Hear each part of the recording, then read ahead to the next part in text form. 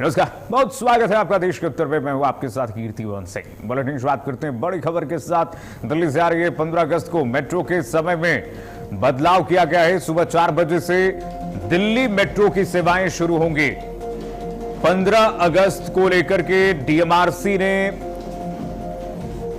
हर वर्ष की भांति इस बार भी मेट्रो के समय में बदलाव किया गया है। सुबह 4 बजे से मेट्रो की सेवाएं शुरू होंगी। सभी प्रमुख टर्मिनल स्टेशनों से मेट्रो चलेगी। 30 मिनट के अंतराल पर यह मेट्रो चलेगी। बता दें, डीएमआरसी की तरफ से हर स्टेशन के लिए यह निर्देश जारी कर दिया गया है। यात्रियों की सुविधा के लिए विशेष व्यवस्था की जाएगी। मेहमानों के लिए करीब 1.5 लाख क्यूआर टिकट जारी कर दिए गए। रक्षा मंत्रालय को क्यूआर टिकट दिए गए हैं। 15 अगस्त को लेकर के डीएमआरसी ने भी तैयारियां पुख्ता कर ली हैं। सुबह 4 बजे से मेट्रो की सेवाएं शुरू होंगी। सभी प्रमुख टर्मिनल स्टेशनों से मेट्रो की सेवाएं चलेंगी। 30 मिनट के अंतराल पर मेट्रो चलाई जाएगी और ऐसे में सुरक्षा के भी पुख्ता इंतजाम डीएमआरसी की तरफ से किए गए हैं। यात्रियों की सुविधा के लिए विशेष व्यवस्थाएं की गई हैं डीएमआरसी की तरफ से।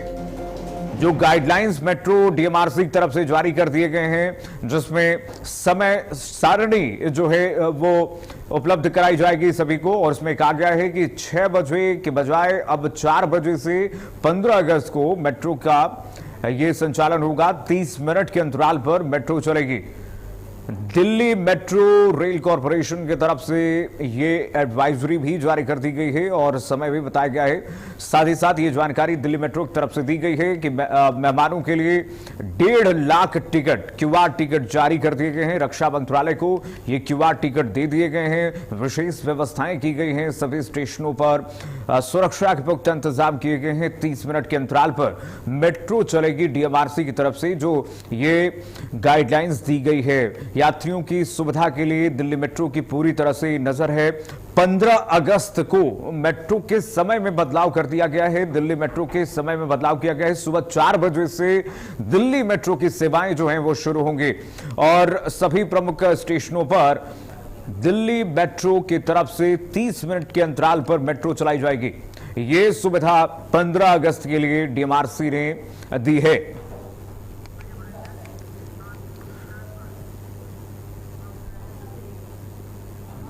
और चलिए बढ़ेंगे आगे। यूपी कानपुर से खबर आ रही है। कानपुर में डिप्टी सीएम ब्रजेश पाठक ने समाजवादी पार्टी और अखिलेश यादव पर जमकर निशाना साधा है। उन्होंने अखिलेश यादव के व्यवहार को बहुरूपिये जैसे बताया और सपा शासन पर गंभीर आरोप लगा दिए। ब्रजेश पाठक ने कहा कि सपा सरकार के दौरान उत्तर प्रदेश में वन डिस्ट्रिक्ट वन माफिया की स्थिति थी और गुंडों को बढ़ावा दिया गया। उन्होंने दावा किया कि 2017 के बाद प्रदेश बेमारू राज्य के कलंक से मुक्त होकर के राजस्व अधिशेष राज्य बना है। डिप्टी सीएम ने कहा कि प्रदेश में विकास की रफ्तार बढ़ी है और 2027 के विधानसभा चुनाव में बीजेपी एक बार फिर से प्रचंड बहुमत के साथ सरकार बनाएगी।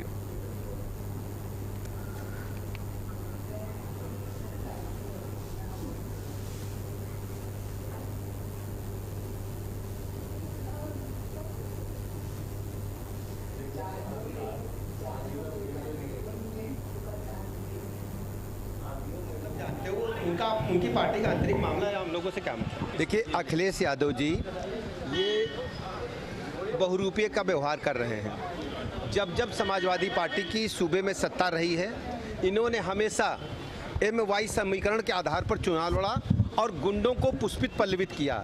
कानपुर नगर हो या प्रदेश का कोई जिला, वन डिस्ट्रिक्ट वन माफिया देने का काम अखिलेश यादव जी की सरकार ने और पूर्ववर्ती समाजवादी पार्टी की सरकारों में हुआ था। आज हमारी सरकार में, भारतीय जनता पार्टी की सरकार में, माननीय प्रधानमंत्री जी के नेतृत्व में, योगी जी के नेतृत्व में गरीब कल्याण योजनाओं ने जन जन तक पैठ बनाई है और डेवलपमेंट हमारा नंबर 1 पर है, लाइन ऑर्डर नंबर 1 पर है। आज प्रदेश में कोई भी गुंडा माफिया। और चलिए बढ़ेंगे आगे। कानपुर में तिरंगा यात्रा के दौरान देशभक्ति का जोश देखने को मिला है। शहर पहुंचे उत्तर प्रदेश के उप मुख्यमंत्री ब्रजेश पाठक का कार्यकर्ताओं ने जोरदार स्वागत किया। तिरंगा यात्रा में शामिल होने पहुंचे डिप्टी सीएम ने हाथ में तिरंगा लेकर के करीब 1.5 किलोमीटर तक यात्रा की। इस दौरान उन्होंने कहा कि कानपुर स्वतंत्रता सेनानियों का गढ़ रहा है और इस ऐतिहासिक शहर में तिरंगा यात्रा का अलग ही महत्व है। विशाल रैली में युवाओं का जोश देखने को मिला। डिप्टी सीएम ने कार्यक्रम की सफलता के लिए युवा मोर्चा कार्यकर्ताओं की मेहनत की सराहना भी की। यूपी के कानपुर में हाथ में तिरंगा लेकर के डिप्टी सीएम ब्रजेश पाठक कानपुर में पहुंचे। ये तस्वीरें आपको दिखा दें। देश भर में तिरंगा यात्रा निकाली जा रही है। इसी कड़ी में उत्तर प्रदेश के कानपुर में डिप्टी सीएम ब्रजेश पाठक भी तिरंगा यात्रा में शामिल हुए। साथ ही साथ डिप्टी सीएम ब्रजेश पाठक ने कानपुर नगरवासियों को संबोधित करते हुए सभी से तिरंगा यात्रा में शामिल होने के लिए अपील की भी की उन्होंने। और देशभक्ति से ओतप्रोत लोगों ने डिप्टी सीएम केशव प्रसाद मौर्य का स्वागत भी किया।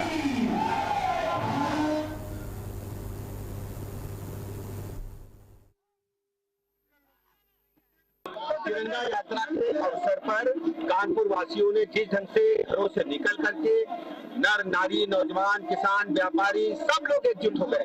ये हमारे स्वतंत्रता संग्राम सेनानियों के प्रति सच्ची श्रद्धांजलि है।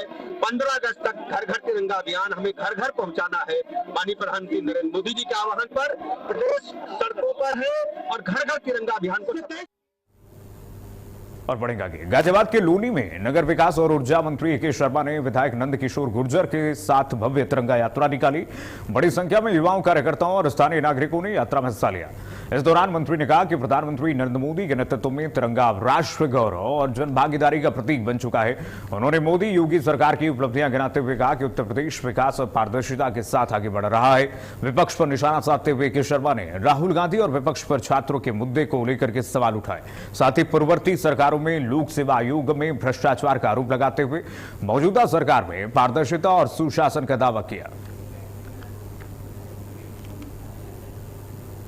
तो यूपी गाजियाबाद में लोक सेवा आयोग को लेकर के विपक्ष पर ऊर्जा मंत्री ए के शर्मा ने भी निशाना साधा है और इस दौरान उन्होंने गाजियाबाद के लोगों को संबोधित किया और तिरंगा यात्रा में सम्मिलित होकर के उन्होंने विधायक नंद किशोर गुर्जर के साथ मंच साझा करके देशवासियों को तिरंगा यात्रा में शामिल होने की उन्होंने अपील की है। साथ ही साथ देशभक्ति के साथ पूरा माहौल जो है हर घर तिरंगा के जयकारों के साथ गूंज उठा। और देखिए तस्वीरें आपको दिखा दें। मोदी योगी सरकार ने उत्तर प्रदेश की तस्वीर और तकदीर बदली है। ऊर्जा मंत्री ए के शर्मा ने मंच से कहा। मंत्री ए के शर्मा ने तिरंगा यात्रा में शामिल होकर के सभी गाजियाबाद के लोगों को संबोधित करते हुए उत्तर प्रदेश जिस तेजी से आगे बढ़ रहा है उसको लेकर के उन्होंने विपक्ष पर भी निशाना साधा और कहा कि ये योगी सरकार की उपलब्धियां हैं कि आज उत्तर प्रदेश नए गति से तेज गति से आगे बढ़ रहा है।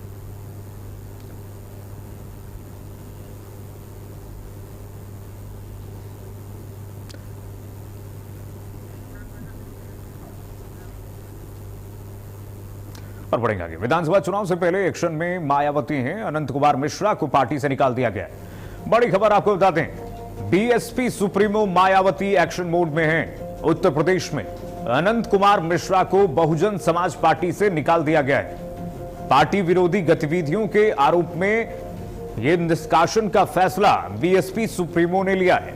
बीएसपी सरकार में स्वास्थ्य मंत्री थे अनंत मिश्रा और अनंत मिश्रा को निकाल दिया गया है पार्टी से।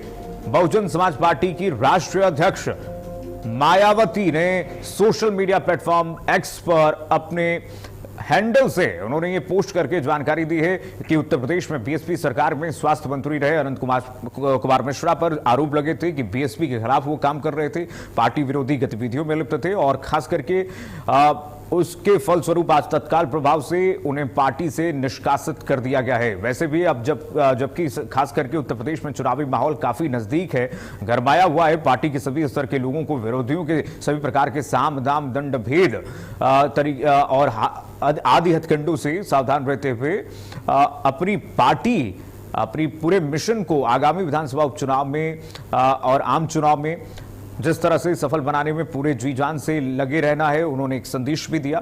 लेकिन जो भी पार्टी विरोधी गतिविधियों में शामिल होगा उसको पार्टी बाहर का रास्ता दिखाएगी, ये संदेश भी दिया है बसपा सुप्रीमो मायावती ने।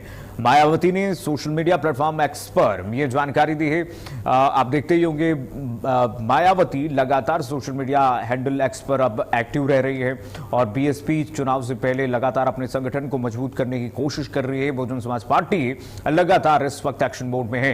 ये ट्वीट जो है, ये सोशल मीडिया प्लेटफॉर्म पर एक्स पर पोस्ट जो है बहन मायावती का, वो हम आपको दिखा रहे हैं कि पार्टी के सभी स्तर के लोगों को विरोधियों के सभी प्रकार के साम दाम दंड भेद आदि हथकंडों से सावधान रहते हुए अपनी पूरी ईमानदारी और निष्ठा के साथ बीएसपी के अंबेडकर वादी मिशन को आगामी विधानसभा आम चुनाव में सफल बनाने में पूरे जी जान से लगे रहना है और यही संदेश और अपील भी है। तो अनंत कुमार मिश्रा का निष्कासन हो गया है बहुजन समाज पार्टी से।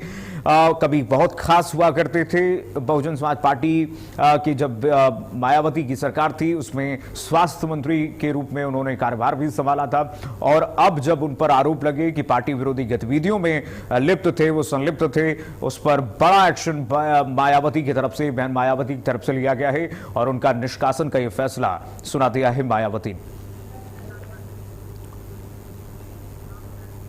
बढ़ेंगे आगे। विदेशी अंशदान विनियम अधिनियम यानी कि FCRA, foreign contribution regulatory act में संशोधन से जुड़े विधेयक को लेकर के बसपा की राष्ट्रीय अध्यक्ष मायावती ने सत्ता पक्ष और विपक्ष दोनों पर निशाना साध दिया है। बसपा प्रमुख ने गुरुवार को एक्स पर लिखा कि कांग्रेस और उसके सहयोगी बिल को अल्पसंख्यक विरोधी बता रहे हैं जबकि सरकार इसे सुधार बता रही है। विपक्ष के विरोध के कारण बिना चर्चा के ही इसे संयुक्त संसदीय समिति को भेज दिया गया है, जेपीसी में भेज दिया गया है। बेहतर होता कि विपक्ष संसद चला करके इसकी कमियों को उजागर करता तो उससे पूरा देश जानता। इसी तरह कई बिल विपक्ष द्वारा संसद को न चलने देने का फायदा उठा करके सरकार ने मिनटों में पास करा लिए। इससे विपक्ष की या तो अंदरूनी मिलीभगत है या फिर जेएनजी के वोटों के स्वार्थ में इन्हें देश के अन्य मुद्दे बिल्कुल भी नजर नहीं आ रहे हैं। तो दोनों पर, पक्ष पर विपक्ष पर, दोनों पर निशाना मायावती ने साध दिया है और उन्होंने कहा कि या तो विपक्ष मिलीभगत कर रहा है, बीजेपी से मिला हुआ है और ऐसे में इसी वजह से आप देखिए विपक्ष लगातार शोर शराबा कर रहा है और जो असल मुद्दे हैं, असल जो बिल हैं उनको उजागर नहीं कर रहा है और जेएनजी के मुद्दे पर ये लोग लगातार सवाल उठा रहे हैं। ऐसे में जेएनजी के वोटों के स्वार्थ में इन्हें देश के अन्य मुद्दे बिल्कुल भी गौण हो रहे हैं और नजर नहीं आ रहे हैं। हालांकि वर्तमान हालत में जेएनजी की समस्याओं के मुद्दे को प्राथमिकता देते हुए इनको जनहित के अन्य मुद्दों को भी महत्व देना चाहिए, ये भी नसीहत दी है बसपा सुप्रीमो मायावती ने। और यूपी के हापुड़ न्यायालय में एआईएमआईएम प्रमुख असदुद्दीन ओवैसी गवाही देने पहुंचे। कड़ी सुरक्षा के बीच अदालत में उनके बयान दर्ज किए गए। गवाही पूरी होने के बाद ओवैसी भारी पुलिस सुरक्षा के बीच न्यायालय परिसर से बाहर निकले और मीडिया से दूरी बनाकर के रवाना हो गए। ओवैसी की सुरक्षा को देखते हुए कचहरी परिसर में भारी पुलिस बल तैनात रहा। दरअसल 3 फरवरी 2022 को हापुड़ के पिलखुआ में ओवैसी के काफिले पर जानलेवा हमला हुआ था और इसी मामले में अदालत में उनकी गवाही दर्ज की गई। गवाही के बाद सुरक्षा व्यवस्था के बीच ओवैसी को न्यायालय परिसर में से बाहर ले जाया गया। भारी सुरक्षा के बीच देखिए ओवैसी यहां पर पहुंचे हुए थे और 2022 वाले मामले में वो अपनी गवाही देने पहुंचे हुए थे कोर्ट में। इस दौरान उत्तर प्रदेश पुलिस की मौजूदगी रही और बिना मीडिया के कैमरे के सामने गए ओवैसी वहां से निकल गए।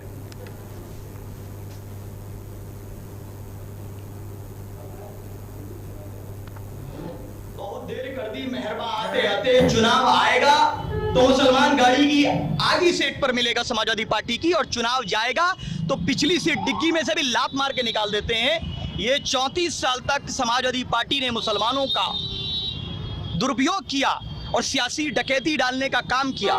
अब उत्तर प्रदेश का मुसलमान ये तय कर चुका है भागीदारी की बात होगी, अब हिस्सेदारी की बात होगी। जो भागीदारी नहीं देगा, जो हिस्सेदारी नहीं देगा, अब उस गठबंधन को हम लोग गठबंधन नहीं, उसको हम ठगबंधन मानते हैं। और हमारे नेता ने स्पष्ट किया और आज मैं आपके समक्ष ये भी स्पष्ट कर देना चाहता हूं, हमारी इच्छा है कि मिलकर के बीजेपी को हराएं, सेक्युलर वोटों का बंटवारा रोके और योगी जी को मुख्यमंत्री बनने से रोका जाए।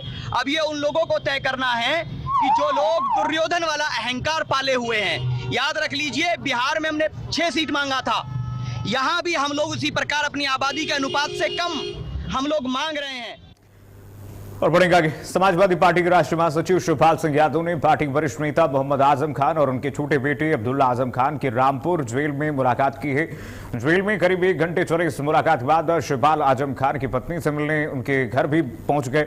इसके बाद वो आजम खान के बड़े बेटे अदीब आजम खान के साथ जौहर विश्वविद्यालय पहुंच गए, जहां उन्होंने अपने दिल की बातें मीडिया के सामने रखी। शिवपाल ने कहा कि इस संकट की घड़ी में आजम खान के परिवार के साथ खड़े होने के लिए वो जौहर विश्वविद्यालय आए हैं। साथ ही उन्होंने कहा कि 2027 में सपा की सरकार बनने पर आजम खान को गृह मंत्री बना देंगे। शिवपाल के इस बयान को अखिलेश के पीडीए फॉर्मूले को धार देने के रूप में देखा जा रहा है। उनके ऐसा कहने के पीछे मायने क्या है?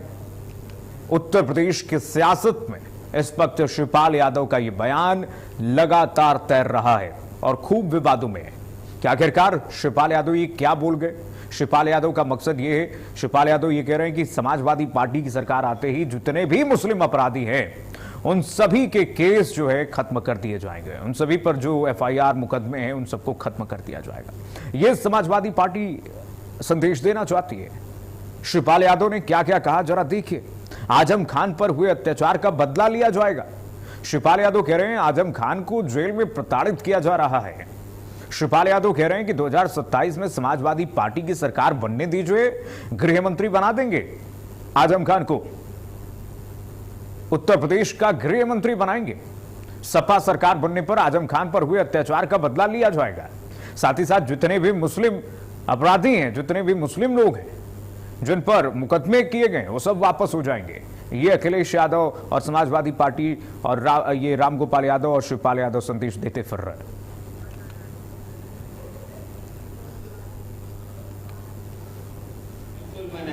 इनको आपकी बात हराना है और उत्तर प्रदेश में समाजवादी पार्टी की सरकार बनाना है। अखिलेश यादव को मुख्यमंत्री बनाना है, तब इनको सबको रक्षा मंत्री बनाना है। बढ़ेंगे आगे। प्रतापगढ़ के अख्तियारी कोटिला टोल प्लाजा बवाल मामले में पुलिस ने बड़ा एक्शन लिया है। 8 अगस्त को लखनऊ से प्रयागराज जा रहे उमर अहमद के काफिले के पीछे चल रहे वाहनों को लेकर के टोल प्लाजा पर विवाद हुआ था। आरोप है कि पीछे आ रहे वाहनों ने टोल टैक्स देने से इनकार कर दिया और कर्मचारियों से गाली गलौज और धमकी भी दी गई। बैरियर तोड़कर के कर्मचारी पर गाड़ी चढ़ाने की कोशिश का भी आरोप है। मामले में हथीगवा थाने में मुकदमा दर्ज हुआ था। अब पुलिस ने घटना से जुड़े 2 काली स्कॉर्पियो एन बरामद की है। एक वाहन लखनऊ प्रयागराज हाईवे और दूसरी प्रयागराज के फाफा मऊ इलाके में मिली है। पुलिस वांछित आरोपियों की तलाश में जुटी हुई है। ये देखिए जरा, पुलिस ने 2 वाहनों को सीज कर दिया है। ये 2 वाहन जिसमें जो अराजक तत्व अतीक के बेटे के साथ आ रहे थे और बिना टोल प्लाजा पर रुके धमकाते हुए आगे बढ़ गए।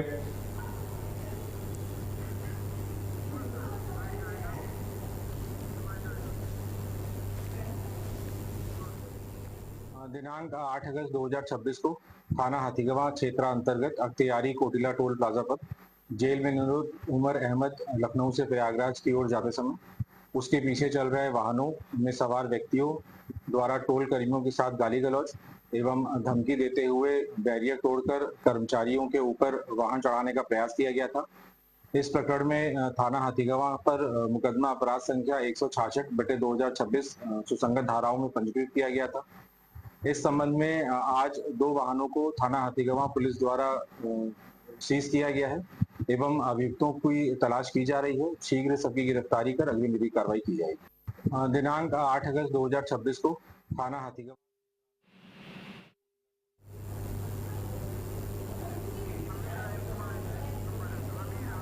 और चलिए इसी खबर पर हमारे साथ आमिर जुड़ गए हैं। आमिर बताइए जरा, बड़ा एक्शन पुलिस की तरफ से लिया गया है, 2 स्कॉर्पियो सीज कर दिया गया है, क्या जानकारी, क्या स्टेटस है? आपको बता दें ये पूरी घटना पिछले दिनों माफिया अतीक अहमद के छोटे बेटे के एक्सीडेंट से जुड़ी हुई है। एक्सीडेंट के बाद उसके अंतिम संस्कार के लिए अतीक अहमद के बड़े बेटे उमर को लखनऊ जेल से प्रयागराज लाया जा रहा था पुलिस सुरक्षा में, और उसके साथ काफिले में चल रही गाड़ियों के ऊपर ये आरोप लगा था कि उन्होंने टोल प्लाजा कर्मचारियों के साथ मारपीट, अभद्रता और गाड़ी चढ़ाकर जान से मारने का प्रयास किया था, जिसके संबंध में थाना हाथीगवा पर मुकदमा पंजीकृत किया गया था। उसी के संबंध में आज कार्रवाई करते हुए पुलिस ने बड़ा एक्शन लिया है। 2 स्कॉर्पियो एन बरामद की है जिनके नामजद FIR में नंबर नोट हुए थे और उनसे संबंधित चालकों और उसमें बैठे हुए समर्थकों की तलाश अभी पुलिस कर रही है। जी आमिर, तमाम जानकारी साझा करने के लिए। देखिए, टोल प्लाजा बवाल पर अतीक अहमद का बेटा अब नप जाएगा। उसके जो 7 अराजक तत्व थे जिन्होंने टोल प्लाजा पर मारपीट की है, कर्मचारियों को गाली दी है और बिना टोल दिए फराटा भरते हुए नजर आए, उन पर अब शिकंजा कस गया है। आइए बढ़ेंगे आगे। स्वतंत्रता दिवस से 2 दिन पहले अमरोहा में देशभक्ति का माहौल देखने को मिला। प्रशासन और पुलिस के संयुक्त तत्वाधान में बंबूगढ़ चौराहे से शहीद स्मारक पार्क तक भव्य तिरंगा यात्रा निकाली गई। यात्रा का नेतृत्व जिलाधिकारी नितिन गौड़ और पुलिस अधीक्षक लखन सिंह यादव ने किया। हाथों में तिरंगा लेकर के बड़ी संख्या में लोग यात्रा में शामिल हुए और देशभक्ति के नारों से माहौल गूंज उठा। यात्रा में जनप्रतिनिधि, अधिकारी और स्थानीय नागरिक भी मौजूद रहे। शहीद स्मारक पहुंचकर के वीर शहीदों को श्रद्धांजलि दी गई। अधिकारियों ने लोगों से देश की एकता, अखंडता और भाईचारे को मजबूत करने की अपील भी की। हाइडल तिरंगा एक अभियान है जो 9 से 16 अगस्त तक चलाया जाएगा। इसमें कुछ कार्यक्रम 18 अगस्त को भी हैं। इसमें हर तहसीलवार और ब्लॉकवार तिरंगा रैली निकाली गई है और उसी क्रम में आज जनपद पे भी निकाली गई है। इसके अलावा विभाजन विभीषिका दिवस से संबंधित जो एक गैलरी है जिसमें अमर शहीदों के कंट्रीब्यूशन को याद किया गया, उस गैलरी का भी यहाँ पे प्रदर्शन है। और इस सब का उद्देश्य यही है कि लोगों में एक जन चेतना का संचार करना, उन्हें स्मरण कराना, ये जो आज़ादी अमर शहीदों की कुर्बानी से हमें मिली है वो इसे संभाल कर रखें और देश इतने सारे काम करे। इसमें समस्त जनप्रतिनिधियों ने पार्टिसिपेट किया है। सरकारी अधिकारी, कर्मचारीगणों ने, मीडिया के बंधुओं ने, आम नागरिकों ने, स्कूल के बच्चों ने, तो इसमें व्यापक जन सहभागिता सुनिश्चित की गई है। और बढ़ेगा ये खबर यूपी के महोबा से। महोबा में हर घर तिरंगा अभियान के तहत भव्य तिरंगा यात्रा निकाली गई। जिलाधिकारी गजल भारद्वाज और पुलिस अधीक्षक शशांक सिंह के संयुक्त नेतृत्व में आयोजित यात्रा में पुलिस, प्रशासनिक अधिकारी, कर्मचारी, शिक्षक, छात्र छात्राएं और स्काउट बैंड के सदस्य शामिल हुए। जिलाधिकारी आवास से शुरू हुई यात्रा कचहरी, परमानंद चौक और बस स्टैंड होते हुए आला चौक पहुंची, जहां इसका समापन हुआ। हाथों में तिरंगा लेकर के निकले लोगों ने देशभक्ति के नारों के साथ राष्ट्र प्रेम का संदेश भी दिया। यात्रा के दौरान पूरा मार्ग देशभक्ति के रंग में रंगा हुआ नजर आया और प्रतिभागियों ने स्वतंत्रता संग्राम के वीर शहीदों और राष्ट्र नायकों को नमन भी किया।